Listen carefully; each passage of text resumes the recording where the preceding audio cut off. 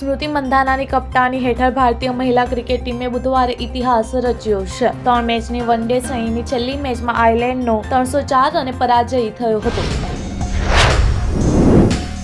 રાજ્ય પોલીસ વડા વિકાસ સહાય દ્વારા આજે બુધવારે અમદાવાદ પોલીસ વિભાગમાં ફરજ બજાવતા 4 પોલીસ કર્મીઓને સસ્પેન્ડ કરવાનો નિર્ણય લીધો છે। 4 પોલીસ કર્મીઓએ પોતાના ફરજ દરમિયાન ગેરકાયદેસર વિદેશ પ્રવાસ કર્યા હતા।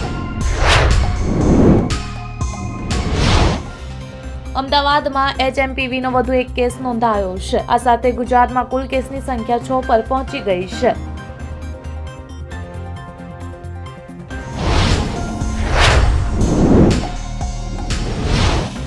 જામનગરના સિક્કા ગામમાં 8 વર્ષની બાળકીને તેના જ કૌટુંબિક મામાએ શારીરિક અડપલા કર્યા હતા। ત્યારબાદ તેનું માથું દિવાલ સાથે ભટકાડી હત્યા નિપજાવવાની ઘટના સામે આવી છે।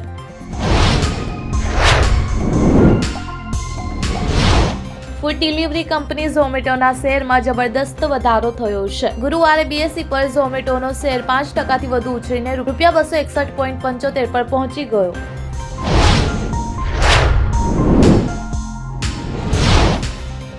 ગુરુવારે ભારતીય શેર બજાર ગ્રીન ઝોનમાં ખુલ્યું હતું। શરૂઆતના કારોબારમાં PSU બેંકો અને નાણાકીય સેવાઓ ક્ષેત્રમાં ખરીદી જોવા મળી। સેન્સેક્સ 412 પોઈન્ટ ઉછળ્યો હતો। એક તરફ મહાકુંભમાં પહોંચેલા બાબા અને સંતોના દર્શન કરવા ભીડ ઉમટી રહી છે। અભયસિંહ IITN બાબા તરીકે પ્રખ્યાત છે। હવે તેમના આધ્યાત્મિકતાનો માર્ગ અપનાવવા પર તેમની પિતાની પ્રતિક્રિયા આવી છે। દિલ્હી રમખાણો કેસમાં આરોપી ઇશરત જહાં કરાવલ નગર વિધાનસભા વિસ્તારમાંથી all India Majlis-e Ittehadul મુસ્લિમની ticket પર ભાજપના કપિલ મિશ્રા વિરુદ્ધ ચૂંટણી લડી શકે છે। આંધ્રપ્રદેશની સરકાર અને ત્યાંના મુખ્યમંત્રી હાલમાં એક નવો પ્રસ્તાવ લાવવા પર વિચાર કરી રહ્યા છે। એવું માનવામાં આવે છે કે મુખ્યમંત્રી અને ચંદ્રબાબુ નાયડુ ટૂંક સમયમાં લાવી શકે છે।